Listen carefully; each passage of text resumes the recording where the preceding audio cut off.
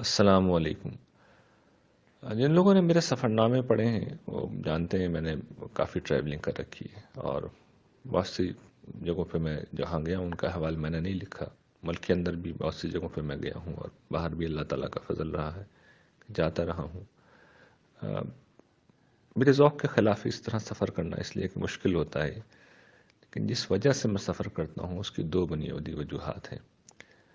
ایک یہ کہ انسان کی سوچنے کی صلاحیت سفر میں بہت بیدار ہو جاتی ہے، اور میں اس صلاحیت کو، جسے میں تیسری آنکھ سے تعبیر کرتا ہوں، شعور کی تیسری آنکھ جب کھلتی ہے تو میں اس کو استعمال کر کے اصل میں خدا کی آنے والی جنت کو دیکھنے کے قابل ہو جاتا ہوں۔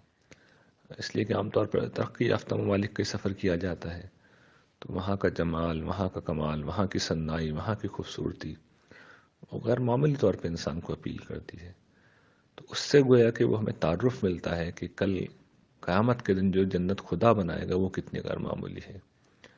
اور ایک دوسرا سبب یہ ہوتا ہے کہ عام طور پر جن لوگوں کے پاس اپارچونیٹی ہے وہ ملک سے باہر جا کے سیٹل ہو جاتے ہیں۔ میرے پاس بھی اپارچونیٹی تھی، آپ جانتے ہیں میں کینیڈا کا سٹیزن شپ میرے ملنے کے مواقع تھے، امیگریشن تھی میرے پاس، لیکن میں گیو اپ کر کے پاکستان آیا ہوں، اور اس احساس کے ساتھ آیا تھا کہ اس قوم کو کچھ بہتر بنایا جا سکے۔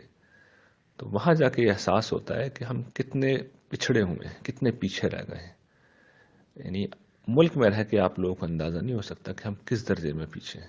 جس وقت آپ باہر جاتے ہیں تو پتہ چلتا ہے کہ ہم تھرڈ ورلڈ کہنا تو شاید کوئی مناسب تعبیر نہیں ہے، فورتھ یا ففتھ ورلڈ قسم کی چیز ہے ہم، کہ جس کے شہر اور جس کے دیہات، جس کے انفراسٹرکچر، ہر چیز بدحالی کی انتہا پہ پہنچی ہوئی ہے، کجائیے کہ شہریوں کی سہولیات کا کوئی اہتمام ہو، جہاں جان مال آبرو کا تحفظ ایک مسئلہ بن گیا ہو۔ تو اس سے انسان میں احساس پیدا ہوتا ہے کہ نہیں، ہمیں اپنے قوم میں اویئرنیس پیدا کرنی چاہیے۔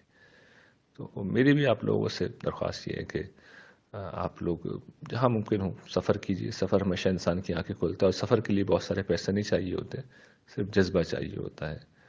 اور کچھ نہ صحیح تو آپ وہ سفر نامے پڑھ سکتے ہیں، بڑے اچھے سفر نامے لوگوں نے لکھے ہیں۔ تارڑ صاحب نے مثال کے طور پر اس ٹریڈیشن کو شروع کیا تھا، تو ان کا جو پہلا سفر نامہ ہے یورپ کا، وہ پڑھیے آپ لوگ، انٹرنیٹ پہ عام دستیاب ہے۔ اس خاکسار نے بھی 2-3 سفر نامے لکھے ہیں، اور لوگوں نے بھی بڑے اچھے سفر نامے لکھے ہیں۔ تذکیری سفر نامے بھی ہیں مولانا وحیدالدین خان صاحب کے، جو اسفار ہیں بین الملک کے، تو ان کا مطالعہ کیجئے، اس سے آپ میں انشاءاللہ سفر کا ذوق پیدا ہوگا، اور پھر سفر کا حقیقی فائدہ اٹھانے کے آپ لوگ قابل ہو جائیں گے۔